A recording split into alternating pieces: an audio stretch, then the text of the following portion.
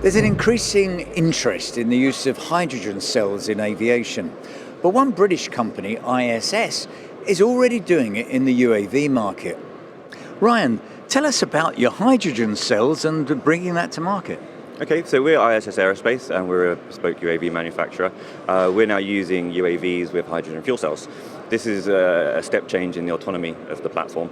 Typically at the moment we can only get half an hour of flight. As an industry standard we're maybe talking 20, 25 minutes, 35 minutes of flight time. With a hydrogen fuel cell, weight for weight, compared to the batteries that we would use on there, we're now seeing flight times of 1 hour, 1.5 hours. With specific configurations we can now go to maybe 2 hours of flight time. And whereabouts are you manufacturing these UAVs? 2 hours from here in a little town called Newbury. We have some facilities on a farm. We're very well hidden away, but that's where we do all of our machining, manufacturing. We design from scratch, so a customer will tell us their mission and what they want to do, and we will build the entire UAV around that and their mission and what they want to accomplish.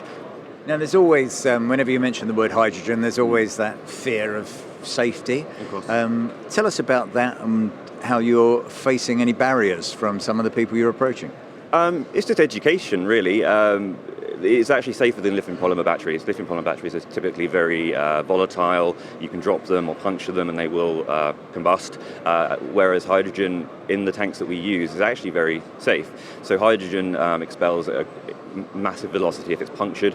It needs to be a concentration of 4% in a quite a tight space to actually combust.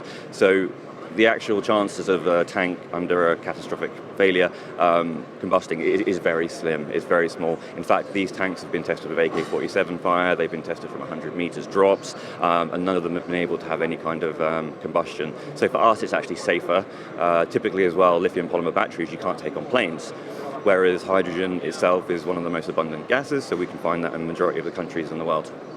Now, tell me about where you're actually using it, where your customers are using it and what applications you have.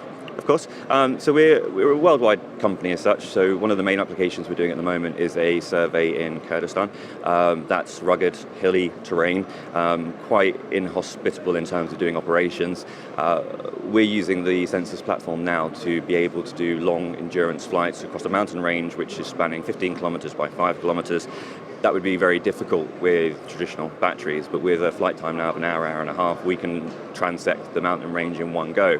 Other places that we go to, Papua New Guinea, we've been doing some work there. We're placing geophones for one of our clients. That's, again, a very inhospitable region, and that means with the hydrogen fuel cells, once we can get those systems converted to that, it becomes a much easier problem to solve. Brilliant. Ryan, thank you for joining us on the programme and good luck. Thank you.